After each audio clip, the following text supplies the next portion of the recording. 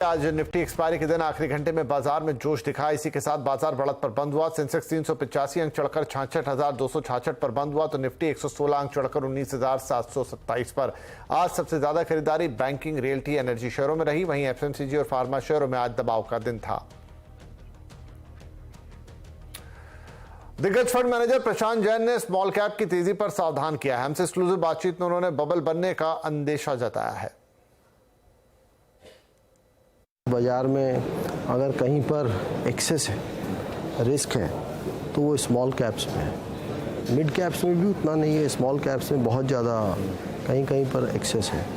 और ऐसा हो सकता है फिर भी कि ये, क्योंकि बहुत सारी कंपनीज हैं स्मॉल कैप्स में, आप 100 कंपनी देखेंगे तो 2-5% में फिर भी वैल्यू आ सकती है।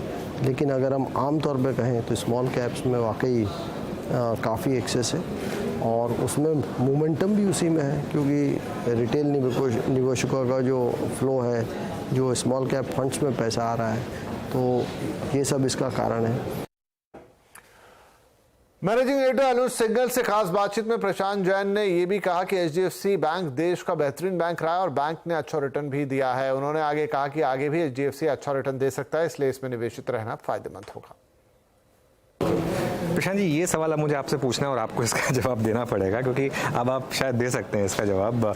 इस समय मार्केट को एक थोड़ा सा कह लें कि एक स्ट्रेस हो रहा है कि जो देश का सबसे बड़ा प्राइवेट बैंक है एचडीएफसी बैंक, वो क्यों नहीं चल रहा है। क्या आपने लिया पोर्टफोलियो में, और इस समय आपका इस मर्जर के बाद क्या व्यू है? अब आप थोड़ा इंडिपेंडेंटली इस पर बात कर भी सकते हैं। नहीं, देखिए, ये देश का एक बहुत ही अच्छा बैंक है और इसका आंसर देखिए, एक समय ऐसा था जब इस शेयर ने अपने ग्रोथ से ज़्यादा रिटर्न दिया था, तो इसका प्राइस टू बुक बहुत बढ़ गया था।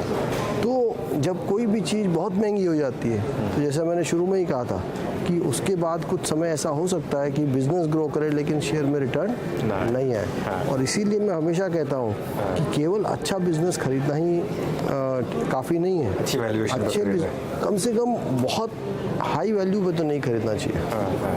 तो मेरे ख्याल से अब इसकी वैल्यूएशंस काफ़ी रीजनेबल हो चुकी हैं और हमको 2-3 बातों का और ख्याल रखना चाहिए कि लीमन क्राइसिस के बाद जो बैंक्स में कैपिटल एडिक्वेसी का रेशो है वो बढ़ गया है, तो उसकी वजह से जो बैंक्स का पोटेंशियल रिटर्न ऑन इक्विटी है वो उतना नहीं है जितना पहले था। दूसरा, ये बैंक बहुत बड़ा हो गया है, ख़ास तौर से मर्जर के बाद। तो जब कोई चीज़ बहुत बड़ी हो जाती है तो वो मार्केट सिस्टम से फिर भी फास्ट ग्रो कर सकती है, लेकिन कहीं ना कहीं एक एब्सोल्यूट ग्रोथ में स्लोनेस आती है। तो मुझे लगता है बहुत अच्छा बैंक है, ये इन्वेस्टर्स को इसमें पेशेंस रखनी चाहिए, मेरा ऐसा मानना है, और समय के साथ ये अच्छा करेगा।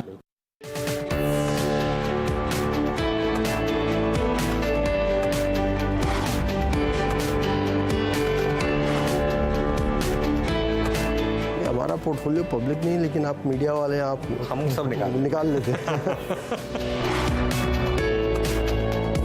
एचडीएफसी एएमसी को या एएमसी को लिस्ट नहीं होना चाहिए।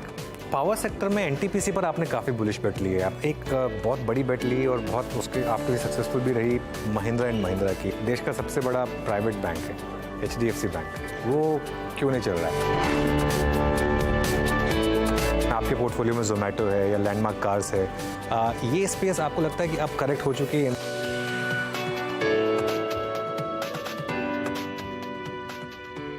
7:27